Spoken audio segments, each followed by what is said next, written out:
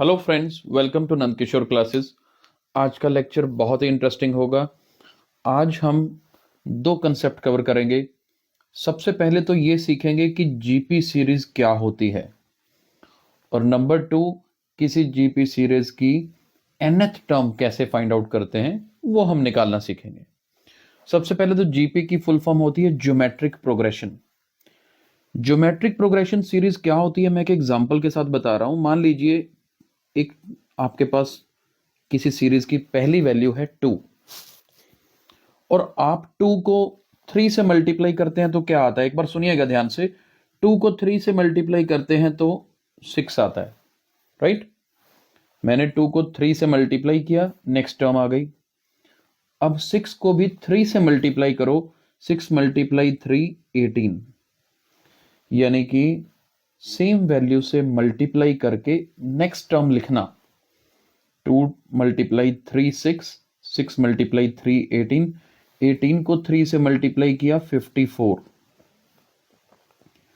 ऐसे चलते जाइए तो ये सीरीज कौन सी है? जीपी सीरीज है।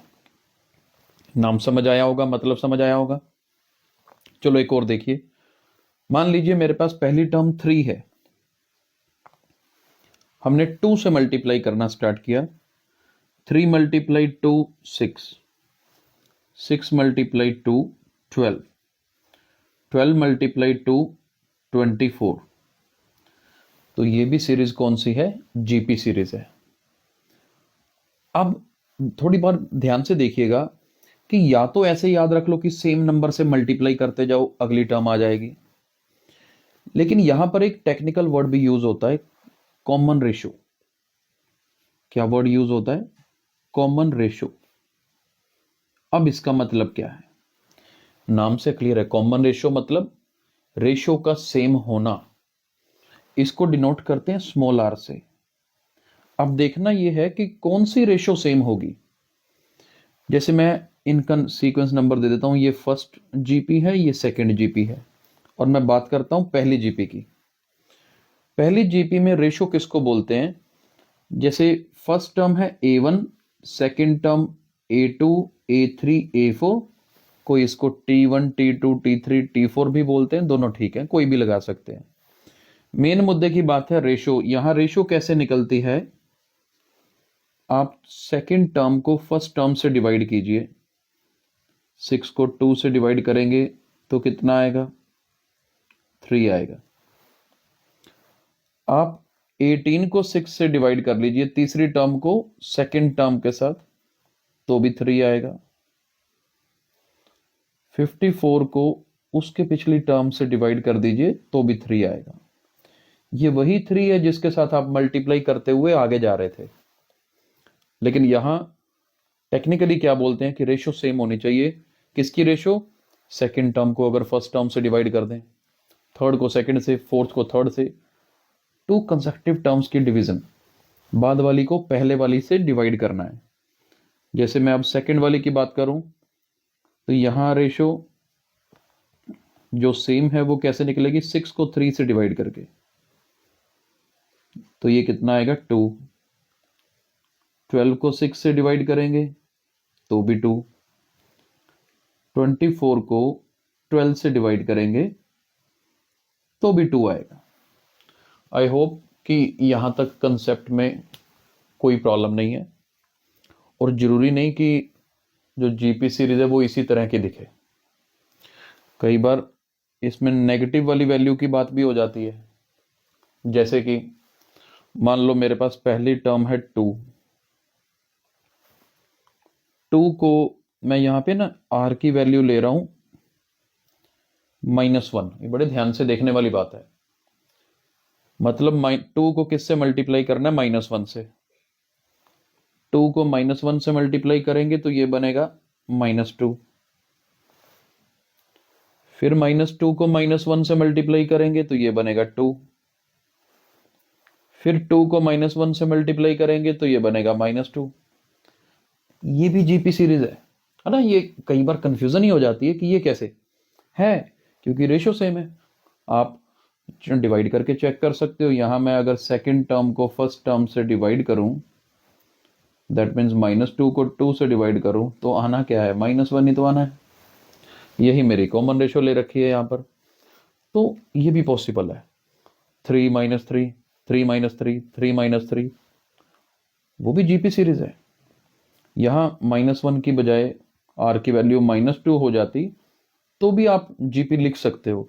मैं तो कहता हूं एक बार आप ट्राई कीजिए कि मैं कहता हूं फर्स्ट टर्म आपको 2 ही है लेकिन आर की वैल्यू -2 है, तो बताओ जीपी क्या बनेगी। एक बार लिख के कमेंट बॉक्स में बताइए कि जीपी क्या बनेगी। चलिए, आई होप कि जीपी सीरीज क्या होता है आपको समझ आ गया होगा। अब हम आगे मूव करते हैं कि nth term of GP series कैसे फाइंड आउट करते हैं। आपके पास एक सीरीज है 1 2 4 8 और आपको ये बोला कि बताइए 20th टर्म कौन सी होगी। देखिए 20th टर्म निकालनी है तो सबसे पहले nth टर्म का एक फॉर्मूला पढ़ते हैं। nth टर्म निकालने का फॉर्मूला, nth टर्म, पहले तो मैं ये बता दूं कि nth टर्म को मैं यहां पर ए एन बोल रहा हूं, ए के पैर में एन लिखा है, और nth टर्म निकालने का formula A R power n-1 होता है। समझते हैं कि यहां पर जैसे n की वैल्यू मेरे पास 20 है, क्या है जी 20 है, तो मैं n की जगह पर 20 फिल कर देता हूं, तो A20, 20th टर्म निकालने का मतलब A20 फाइंड आउट करना है। अब ये A क्या है, A है जी फर्स्ट टर्म। क्या होती है, A फर्स्ट टर्म होती है। मेरे पास फर्स्ट टर्म कौन सी है, 1, तो जी A की जगह पर 1 लिख देंगे हम। और R, R हमने आपको बताया था कॉमन रेशो, आप डिवाइड कर करके चेक कर सकते हैं। जैसे 8 को 4 से डिवाइड करके देखिए जी कॉमन रेशो क्या बन रही है, 2 बन रही है। आप चाहे 4 को 2 से डिवाइड करो, चाहे 2 को 1 से डिवाइड करो, अगर ये जीपी है तो हर जगह डिवीजन सेम आनी चाहिए, रेशो सेम होती है। तो आर की जगह पर हम फिल करते हैं 2, और एन की वैल्यू तो 20 है मेरे पास, 20 - 1, 1 को जिसके साथ मर्जी मल्टीप्लाई करो 1 तो खत्म, और 20 - 1 कितना होता है, 19, यानी कि 20th टर्म की वैल्यू 2 टू द पावर 19 होगी। बड़ी वैल्यू है, सोल्व करने में टाइम लगता है, लेकिन जब इतनी बड़ी एक्सपोनेंट्स में क्वेश्चन आ जाए या आंसर आ जाए तो हम यहीं पर छोड़ भी देते हैं, क्योंकि ये तो बाई चांस 2 की पावर 19 है, कभी 5 पावर 19 भी आ जाएगा, तो we will leave question up to this, यही ऑप्शंस में होता है, तो चलेगा। अब ध्यान से देखिएगा, आई होप कि कंसेप्ट समझ आ रहा होगा। अब मान लीजिए मेरे पास एक क्वेश्चन है ये, जैसे फर्स्ट टर्म मान लीजिए 3 है मेरे पास, सेकेंड टर्म -6 है, थर्ड टर्म 12, फिर -24। बताइए जी 30th टर्म निकालनी है हमने, कौन सी टर्म निकालनी है, 30th टर्म। फॉर्मूला तो मेरे को पता ही ये रहा। अब इसमें मेरे को मेनली आर की वैल्यू पता होनी चाहिए कि आर क्या है। आपको फाइंड आउट करना आ गया होगा, मैं तो ये कहता हूं कि आप बताइए कि इस क्वेश्चन में आर कितना होगा। मैं भी बता रहा हूं, कंपेयर करते हैं, इन्वॉल्वमेंट हो तो मजा आता है पढ़ने का। अब आर निकालना है, सेकेंड टर्म -6 है, फर्स्ट टर्म 3 से डिवाइड कर दो, तो आर कितना आया, -2। आई होप आप सबका ठीक आया होगा। ओरली भी क्लियर है, 3 को -2 से मल्टीप्लाई किया -6, -6 को -2 से किया 12, 12 को -2 से किया -24। अब मुझे कौन सी टर्म निकालनी है, 30th term. That means A30, A30 कैसे निकलता है, ए आर पावर 30 -1।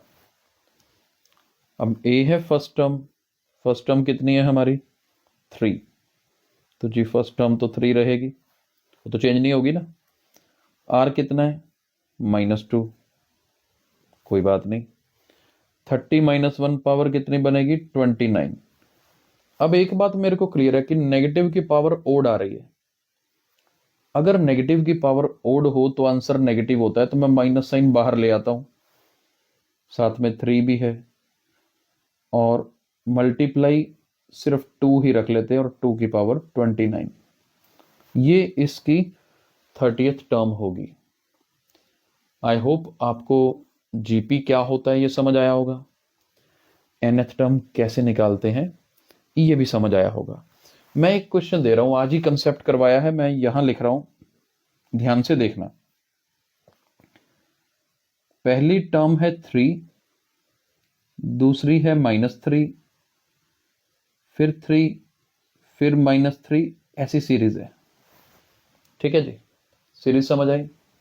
अब इस सीरीज का बताइए 20th टर्म क्या होगी, कौन सी टर्म फाइंड आउट करनी है, 20th टर्म क्या होगी। आसान है, लेकिन देखते हैं कितने लोग इसका सही जवाब देते हैं। अगर आपको लगता है कि आज का लेक्चर हेल्पफुल है तो इस वीडियो को लाइक और शेयर जरूर कीजिए। Thank you so much.